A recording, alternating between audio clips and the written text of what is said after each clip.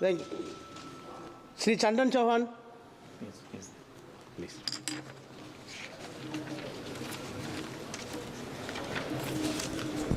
धन्यवाद सभापति महोदय। आपने रेल संशोधन विधेयक 2024 के में बोलने का मेरी पार्टी की ओर से अपने नेता आदरणीय जयंत चौधरी जी और लोकसभा क्षेत्र बिजनौर की सम्मानित जनता का धन्यवाद देता हूं कि उन्होंने आज इस महत्वपूर्ण विषय पे बोलने का मौका दिया। मान्यवर, इंडियन रेलवेज एक्ट 1890 और द रेलवे बोर्ड एक्ट 1905 इन सब की बातों को सरल करते हुए जो ये संशोधन विधेयक लाया गया है, मैं इसका अपनी पार्टी की ओर से और अपनी ओर से समर्थन करने का काम करता हूं। इस विधेयक की महत्वपूर्ण और सरल करने की जो प्रक्रिया आदरणीय प्रधानमंत्री जी और हमारे दोनों मंत्री यहाँ बैठे हैं, मैं उनका धन्यवाद करता हूं कि इस विचार पे उन्होंने सोचते हुए जो 2047 का विकसित भारत का संकल्प है, कहीं ना कहीं रेलवे सबसे महत्वपूर्ण योगदान देने का काम करेगा। और जहां ऐसे कई अधिक अधिनियम और संशोधन लाने होंगे, हमें पूरा भरोसा है आपकी जोड़ी प्रधानमंत्री जी के नेतृत्व में आने वाले समय में और कई संशोधन लाके देश की प्रगति में और रेलवे की प्रगति में महत्वपूर्ण योगदान देने का काम करेगा।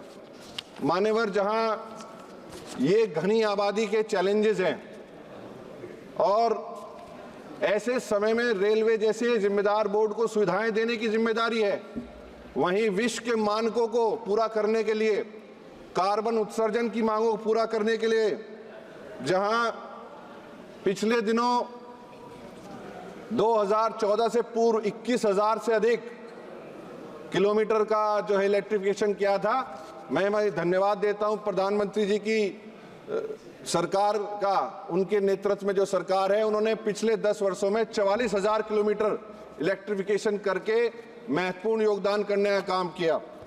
मान्यवर, मैं ज़्यादा समय नहीं लेना क्योंकि यहाँ सभी सम्मानित सदस्यों के विचार आदान प्रदान हुए।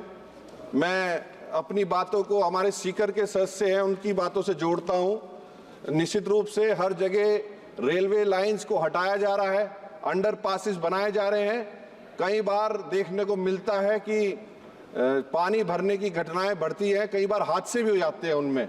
इस विषय को मैं भी मजबूती से आपसे मांग करूंगा कि ऐसी घटनाएं ना हो और अगर उसमें कुछ शेड की व्यवस्था हो जाए तो निश्चित रूप से उसका लाभ होने का काम होगा। मैं आदरणीय अश्विनी वैष्णव जी का, क्योंकि विशेष लगाव उन्हें बिजनौर लोकसभा से और रहता है, और उनका धन्यवाद कर माननीय 1 मिनट का, उन्होंने हमारी जो वंदे भारत का जो मांग थी स्टॉपेज की नजीबाबाद की, उसको मान लिया। मैं इसके लिए धन्यवाद करना चाहता हूं। और आदर्श स्टेशन और जो पुरानी मांग थी, मेरे स्वर्गीय पिता संजय चौहान जी ने भी इसी सदन में कहा था, बिजनौर आदर्श स्टेशन के साथ साथ मेरठ और मुजफ्फरनगर को भी किया, इसके लिए धन्यवाद करना चाहता हूं। इसी के साथ आखिरी मांग को ज्यादा समय नहीं लूंगा, 30 सेकंड मात्र।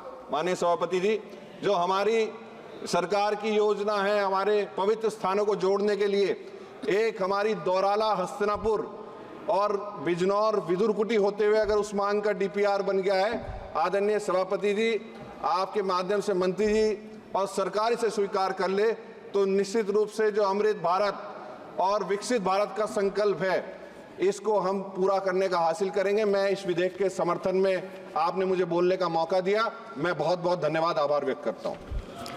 श्री बी सेल्वराज।